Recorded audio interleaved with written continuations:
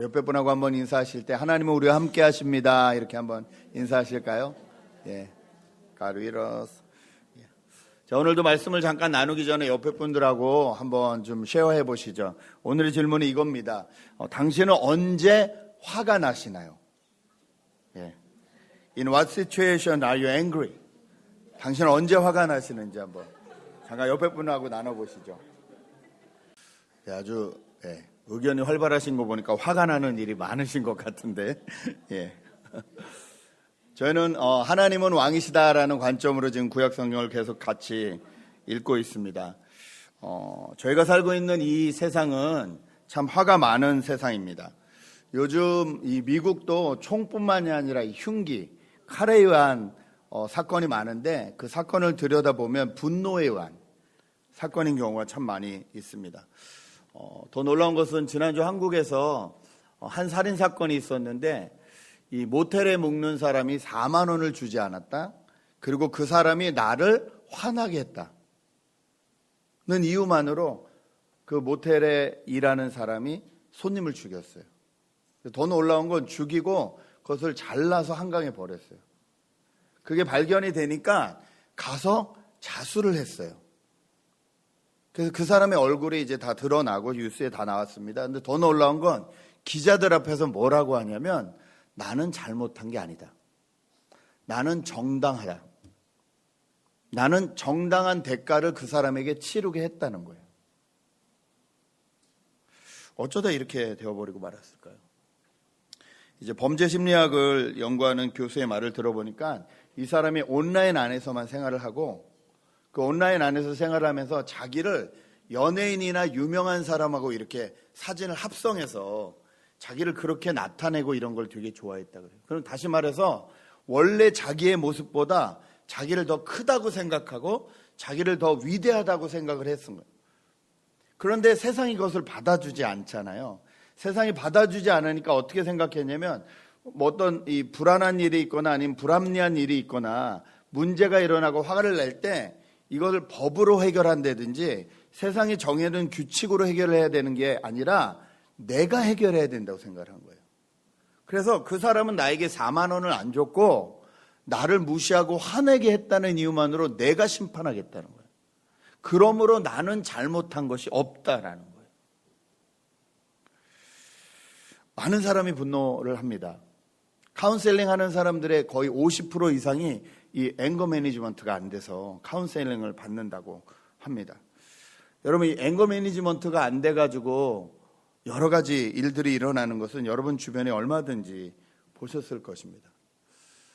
교회를 오래 다니시거나 신앙생활을 오래 하신 분들에게는 자기도 모르게 이런 마음이 있습니다. 크리스찬은 화내면 안 돼. 화내면 안 되는 거야. 화내는 건 죄고 화내는 건 잘못이니까 크리스찬은 화내면 안 돼. 그런데 화가 나잖아요. 여러분, 분노가 정말 다 나쁜 것일까요? 물론 저희는 이 뉴스에 나오는 사람들처럼 극단적인 행동을 하진 않습니다. 아주 익스트림한 방법을 취하진 않아요. 그럼에도 불구하고 행동은 안 하지만 실은 어떠신가요? 분노가 일어날 때 상대방을 향한 여러분의 머릿속에서는 어떤 일이 일어나고 계신가요?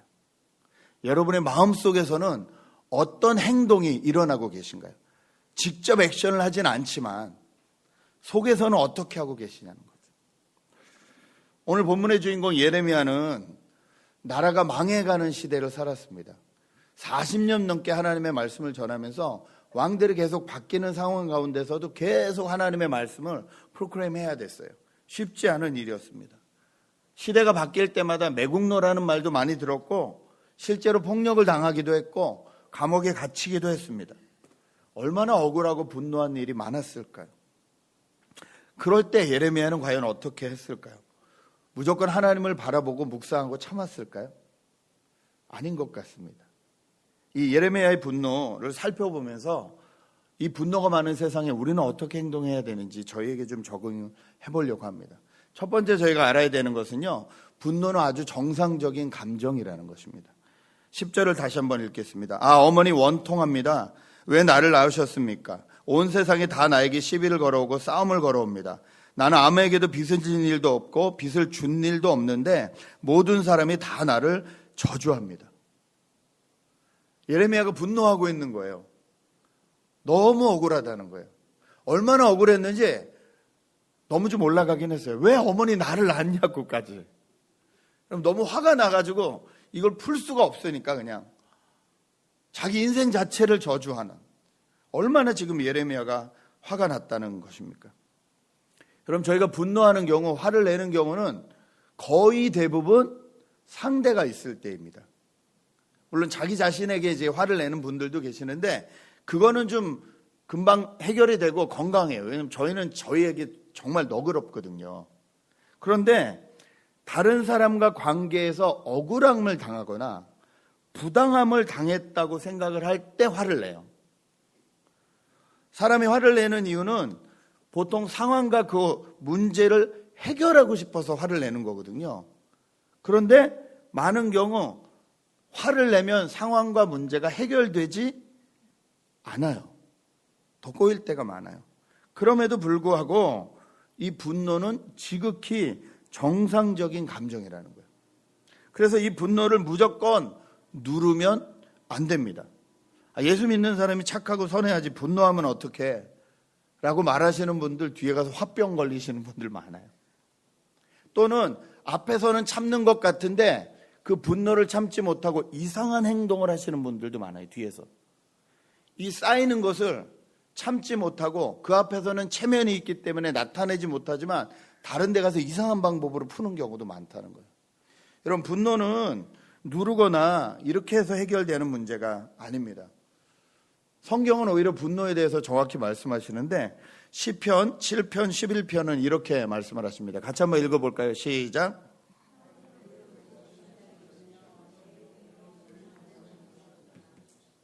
여러분, 하나님이 매일 분노하신다는 게 너무 놀랍지 않으십니까? 저는 성경에 이런 말이 있는 걸 알고 깜짝 놀랐어요. 하나님 매일 분노하신대요. 물론 여기서 나오는 분노는 저희의 분노와는 좀 다르죠. 하나님은 의로운 재판장으로서의 분노이시거든요.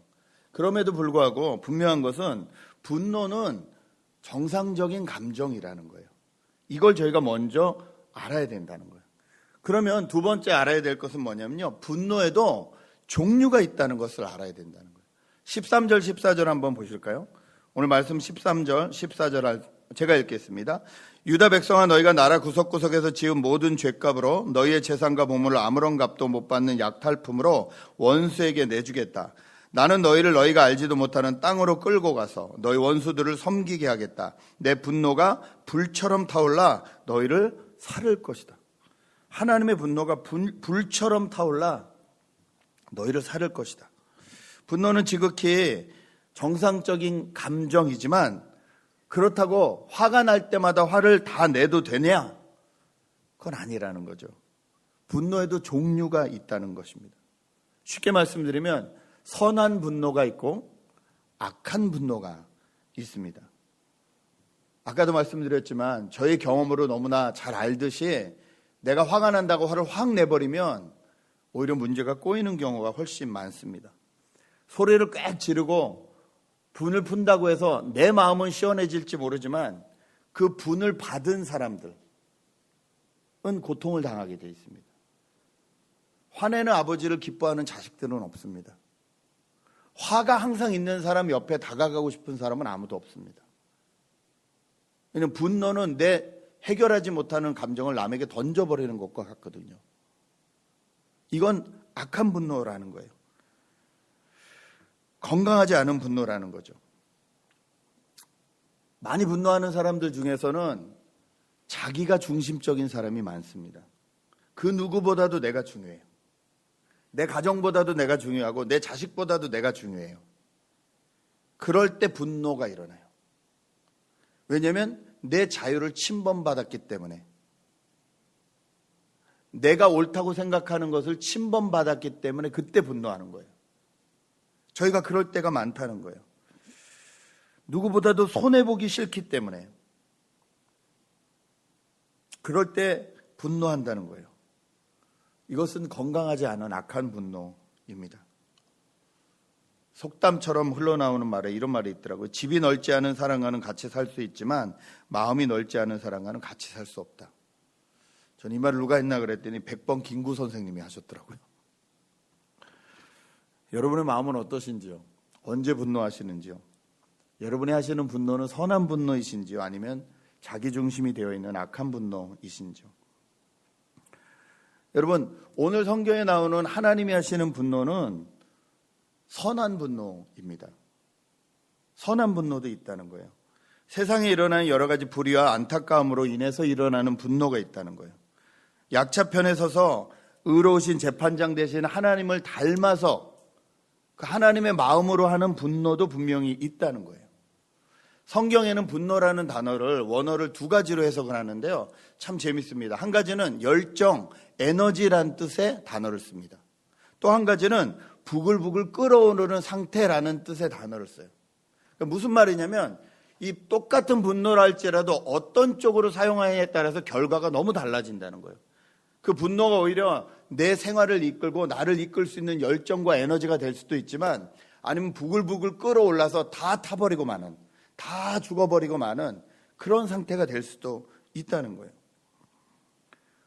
저희가 중요시 해야 될 것은요, 분노는 정상적인 감정이지만 이 분노가 내 중심에서 시작된 것인지 아니면 우리가 나의 주인이라고 인정하는 하나님의 입장에서 시작된 것인지를 구별할 줄 알아야 된다는 겁니다.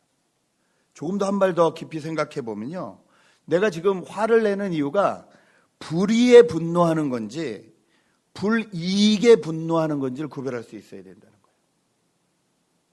저희가 내는 거의 대부분의 분노는요, 불의에 대한 분노가 아니라 불이익에 대한 분노일 경우가 많습니다.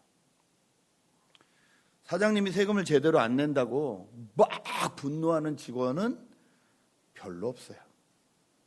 그런데 그 사장님이 내 월급을 건드리기 시작하면 불같이 분노합니다.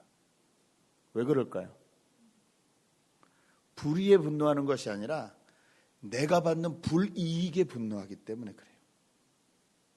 교통법규를 안 지키는 사람을 향해서 막 엄청 분노하고 막 억울해하는 사람은 거의 없어요. 그런데 내가 줄을 서 있는데 내 앞에 누가 새치기를 하면 그건 오늘 너 죽고 나 죽자 인 경우가 많아요. 불의는 상관없어요. 내 불이익은 안 된다는 거예요.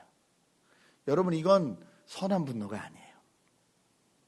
그러므로 저희가 분명히 알아야 될 것은요, 내가 분노하는 것은 어떤 분노냐는 거예요. 분노에도 종류가 있는데 어떤 분노이냐는 거예요. 가만히 생각해 보면 여러분, 세금을 안 내려는 사장이 내 월급을 제대로 주겠습니까? 그 사람에겐 그 생활이 당연한 거잖아요. 그렇죠? 교통법규를 안 지키는 사람이 내 앞에 줄을 새치게 하는 건 어떻게 보면 그 사람을 보면 당연한 행동이잖아요. 그렇죠? 똑같은 일을 한 거예요. 근데 나는 어떨 땐 분노하고 어떨 땐 분노하지 않는다면 나는 어쩌면 정말 하나님이 생각하시는 불이나 어떤 이런 거에 분노하는 사람이 아니라 나하고 관련된 불이익에만 분노하고 있는 사람일 수 있다는 거죠. 저희가 불의에는 눈을 감고 불이익에는 화를 내는 이유는 적어도 그 순간만큼 내가 내 인생의 주인이기 때문에 그렇습니다.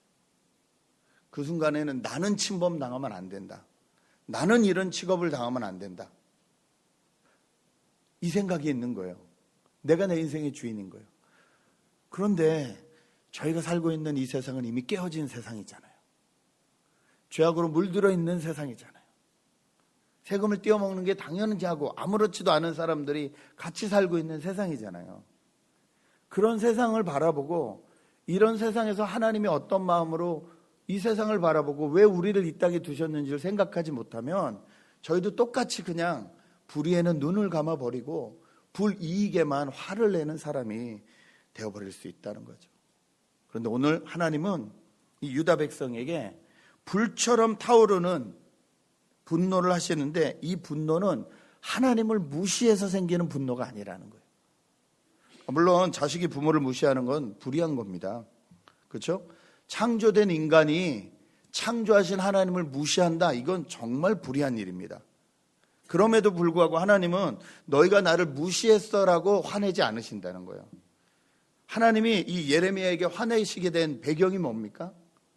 이스라엘 백성이, 하나님이 선택해 준 백성이 하나님의 사람이 어떻게 살아야 되는지, 하나님의 세상이 어떻게 돌아가야 되는지를 보여주기 위해서 샘플로 삼아주신 이 나라와 백성이 오히려 더 죄를 지어서 하나님을 알지 못하는 사람들이 더 죄 가운데 살게끔 그 길을 열어준 거예요. 그것에 대한 분노세요.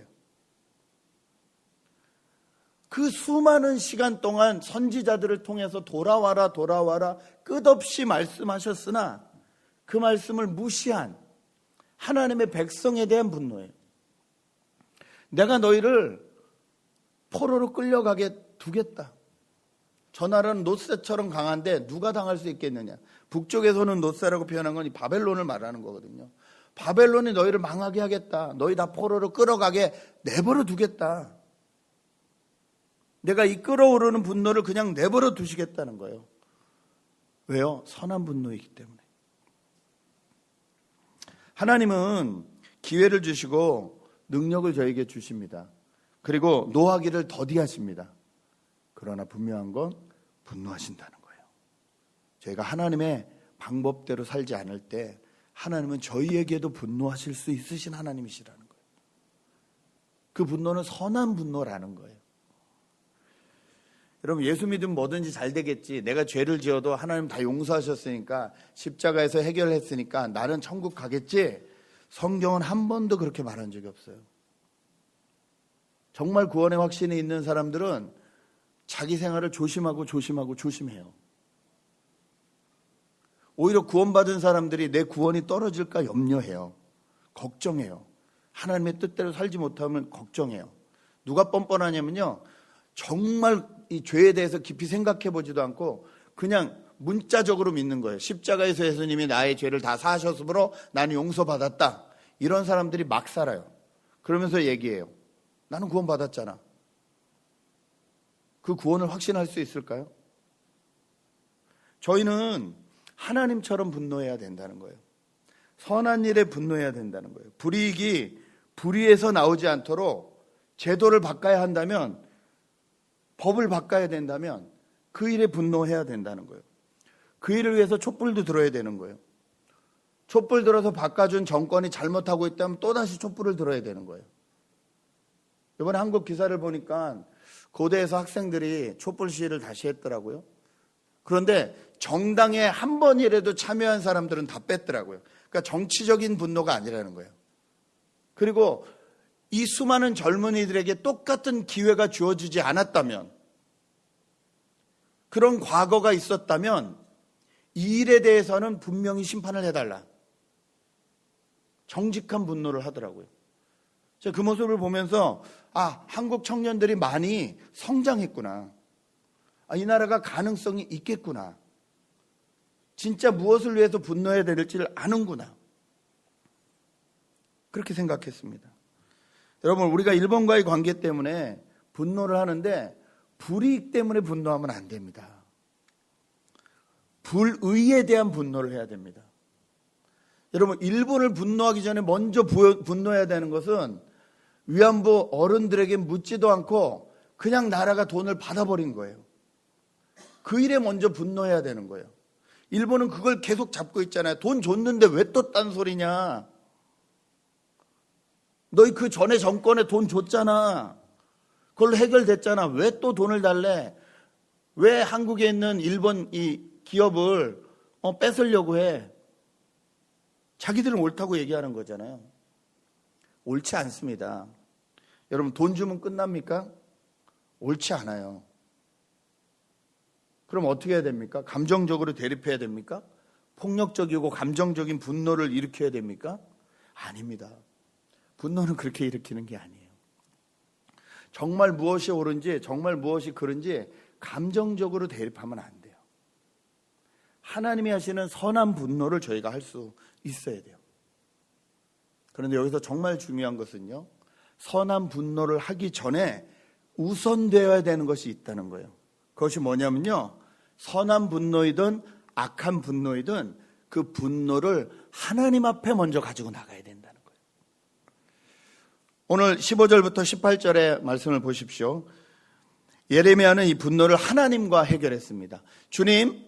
주님께서는 저를 아시니 저를 잊지 말고 돌봐 주십시오. 저를 핍박하는 사람들에게 원수를 갚아 주십시오. 주님께서 진노를 오래 참으시다가 그만 저를 잡혀 죽게 하시는 일이 없게 하여 주십시오. 제가 주님 때문에 이렇게 수모를 당하는 줄 주님께서 알아주십시오. 만군의 주 하나님, 저는 주님의 이름으로 불리는 사람입니다. 주님께서 저에게 말씀 주셨을 때 저는 그 말씀을 받아 먹었습니다. 주님의 말씀은 저에게 기쁨이 되었고 제 마음의 즐거움이 되었습니다. 저는 웃으며 떠들어대는 사람들과 함께 어울려 즐거워하지도 않습니다. 주님께서 채우신 분노를 가득 안은 채로 주님의 손에 붙들려 외롭게 앉아 있습니다. 어찌하여 저희 고통은 그치지 않습니까? 어찌하여 저희 상처는 낫지 않습니까? 주님께서는 흐르다가도 마르고 마르다가도 흐르는 여름철의 시냇물처럼 도무지 믿을 수 없는 분이 되셨습니다. 예레미야는 자기의 분노와 자기의 감정을 하나님 앞에 그대로 쏟아내고 있습니다. 하나도 거르지 않아요. 원수를 사랑하라 하셨는데 예레미야는 뭐라고 기도하고 있죠? 원수를 없애주십시오. 하나님 앞에 그대로 가지고 나간 거예요. 자기 감정 뿐만 아니라 자기가 당하는 이 고통과 수모가 하나님 때문에 일어난 일이라는 거예요. 대단하죠. 여러분, 저희가 아무리 화를 내도 이게 하나님 때문입니다 이러진 않잖아요. 잘. 근데 예레미야는 그런 거예요. 이거 다 하나님 때문이잖아요. 근데 이게 맞거든요. 왜냐하면 하나님이 예레미야를 하나님의 사람으로 부르시면서 이 고통을 당하게 허락하셨거든요. 오늘 보면 예레미야가 나는 이 하나님이 주시는 분노 가운데서 외롭게 앉아있다는 표현이 나와요. 이것도 사실이에요. 왜냐하면 하나님이 이 나라가 망한다는 것을 극대화하게 보여주시기 위해서요, 예레미야한테 명령하신 게 있는데 그게 뭐냐면 너는 잔치집에 가지 말라는 거였어요. 너는 초상집만 찾아다니라는 거예요.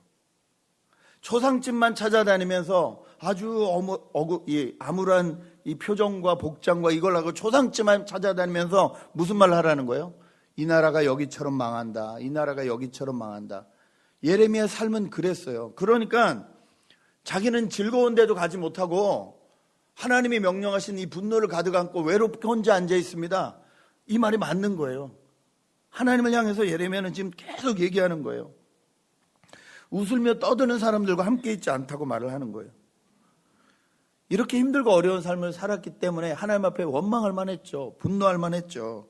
그런데 중요한 것은 이 억울함과 분노를 사람에게 하지 않았다는 거예요. 하나님에게 하셨다는 거예요. 여러분, 아무리 선한 분노라도 화가 날 때 그 화를 사람에게 하면 안 됩니다. 하나님의 일을 하다가 당하는 억울한 분노라 할지라도요, 또 불의 때문에 당하는 분노라 할지라도요, 그것을 사람에게 풀어서는 안 됩니다. 왜냐하면 저희는 다 연약한 죄인이고 저희는 이성만 있는 것이 아니라 감성이 있거든요. 어떤 면에서는 감성이 이성만큼 중요하거든요. 감정이 상하면 아무리 옳은 말을 해줘도 안 들리잖아요. 경험해 보셨죠? 내 감정이 상했어. 이론적으로는 그 말이 다 맞는 걸 너무 알아. 그런데 따르기 싫어. 이게 저희잖아요. 감정이 상하면 이성이 들어오지 않아요. 분노를 확 해버리면, 사람에게 그냥 한마디 확 해버리면 그 다음에 아무것도 들어오지 않아요. 일부 예배에서도 이렇게 나누는데 어떤 일에 분노하십니까? 그랬더니 오늘도 싸웠습니다. 그러시다고요. 아침부터 싸우고 왔다고. 감정이 상하면 옳고 그름이 들리지 않아요. 여러분, 민수기 20장의 모세를 기억하십니까? 모세가 출애굽한 광야에 이 백성들을 데리고 왔는데 백성들이 물 없다고 난리치면서 왜 이 광야에서 우리를 죽이려고 겨우 데리고 왔냐, 애굽으로부터 왜 우리를 데리고 왔냐, 그런 불만 불평을 막 자기들의 감정의 쓰레기를 모세에게 다 던지잖아요. 모세 얼마나 화가 날까요? 한두 번도 아니고. 근데 모세가 하나님 앞에 기도하거든요. 그때 하나님이 이렇게 말씀하시죠. 지팡이를 가지고 내 형 아론과 함께 회중을 모으고 그들의 목전에서 너희는 반석에게 명령하여 물을 내라. Speak. 반석에게 명령하여 Speak. 물을 내라. 내가 그 반석이 물을 내게 하여 회중과 그들의 짐승에게 마시게 할지니라. 이 말 듣고 모세가 가서 어떡하죠? 그 다음 말씀. 모세와 아론이 회중을 그 반석 앞에 모으고 모세가 그들에게 이르되 반역한 너희여 들으라.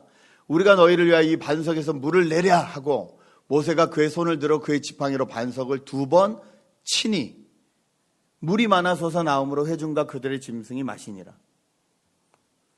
여러분, 문제는 해결됐어요. 물은 나왔어요. 백성들은 목은 축였어요. 그런데 하나님의 방법은 아니었어요. 분노한 모세의 방법이었어요. 이 결과가 무엇인가요? 그 다음 말씀 보시죠. 같이 읽을까요? 시작. 여호와께서 모세와 아론에게 이르시되 너희가 나를 믿지 아니하고 이스라엘 자손의 목전에서 내 거룩함을 나타내지 아니한 고로 너희는 이 회중을 내가 그들에게 준 땅으로 인도하여 드리지 못하리라 하시니라. 모세는 이 사건으로 가나안을 못 들어갑니다. 하나님 너무하시지. 그 모세의 감정을 좀 이해해 주셔야지. 얼마나 화가 났으면 진짜 나 같으면 사람을 쳤을 텐데 반석을 친 게 어디야. 저희는 이렇게 생각할 수 있잖아요. 그런데 하나님이 이 사건을 뭐라고 하세요? 이건 네가 나를 믿어주지 않은 사건이고 내 거룩함을 이 땅 가운데 나타내지 않은 사건이라고 하시는 거예요. 모세가 가나안까지 딱 들어가서 멋있게 끝났어야지 라고 생각하는 건 저희들 생각이에요. 모세가 가나안에 들어갔으면 가나안에서 이스라엘 백성들이 가나안 사람들하고 섞이지 않고 타락하지 않았을까요? 정말 그렇게 모세가 만약 그렇게 생각하면 모세가 교만한 거예요. 하나님은 모세에게 하나님의 기회를 충분히 주셨고 가장 아름다운 모습으로 모세에게 인도하셨습니다. 그런데 이 선한 분노잖아요. 정말 하나님이 인도하셨는데도 불만하는 이 사람들을 위해서 분노할 수 있는데 거기에 자기 감정이 섞여버리는 바람에 이게 악한 감정이 되어가지고 하나님의 거룩함을 나타내지 못하게 됨으로 인해서 오히려 어려움을 당하게 되었다는 거죠. 여러분, 죄로 인해 깨어진 이 세상에 살면서 저희가 분노할 만한 일들은 얼마든지 일어납니다. 그럴 때 기억하셔야 될 건 이 분노를 하나님과 먼저 해결하셔야 된다는 거예요. 남편도 아니고 부인도 아니에요. 하나님과 먼저 해결하셔야 된다는 거예요. 나는 지금 불의에 분노하는지 불이익에 분노하는지도 알아야 된다는 거예요. 이걸 알려면 하나님 앞에 나가서 해서해야 된다는 거예요. 저희가 살고 있는 이 시대는 제도적인 악이 있어요. 인스티튜셔널 이블이라 그러죠. 이 제도적으로 악하게 되어 있는 것들이 있어요.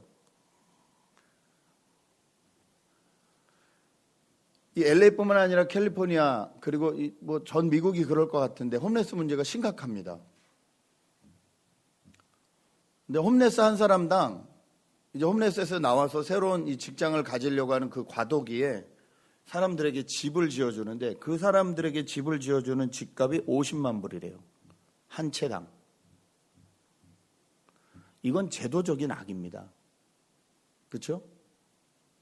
정치하는 사람들이 자기 표를 위해서 자기가 있는 지역에는 그런 집을 지어주겠다는 거예요. 한 채 50만 불이 들든 100만 불이 들든 doesn't matter.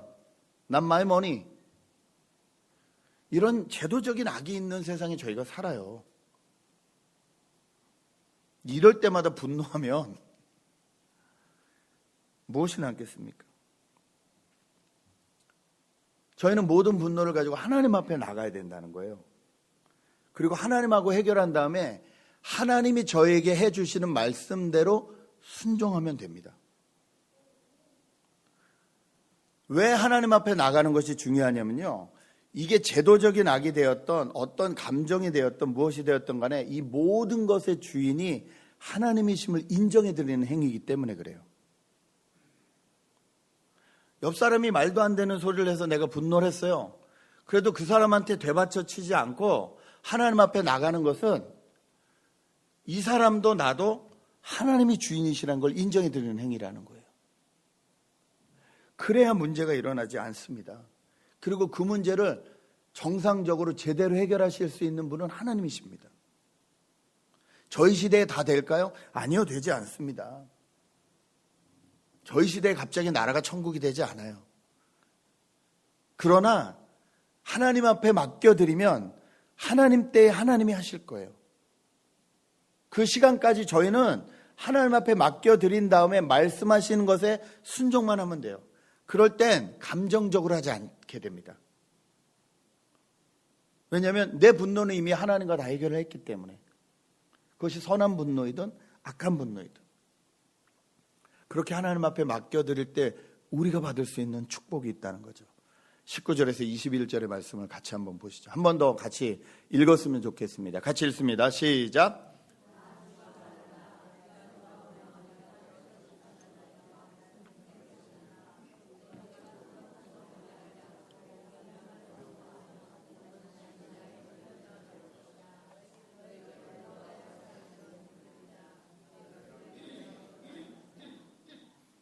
내가 너를 튼튼한 놋새 성벽으로 만들어서 이 백성과 맞서게 하겠다.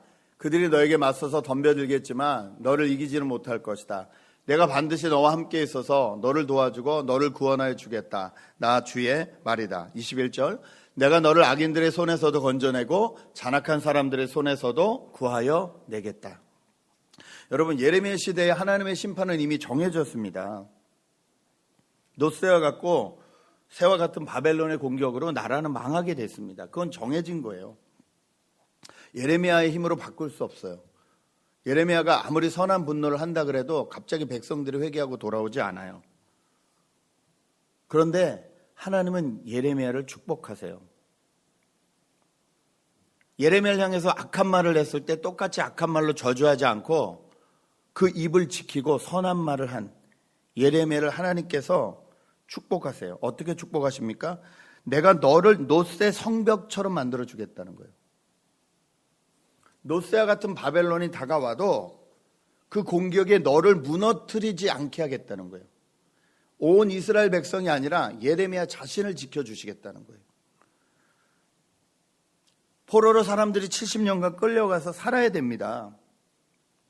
그리고 이 예언이 끝난 다음에도 예레미야는 계속해서 억울한 일을 당해요. 분노가 일어날 만한 일들을 계속 당해요. 그러나 그 예레미야 자신이 무서워하거나 타협하거나 무너지거나 악인에게 패배하는 일이 없도록 지키시겠다는 거예요. 여러분, 세상이 약해져도 그로 인해 많은 사람들이 하나님을 등지고 돌아서도 하나님은 하나님을 의지하고 하나님께 소망을 두고 하나님과 분노의 문제를 해결하는 사람을 붙들고 계시다는 거예요.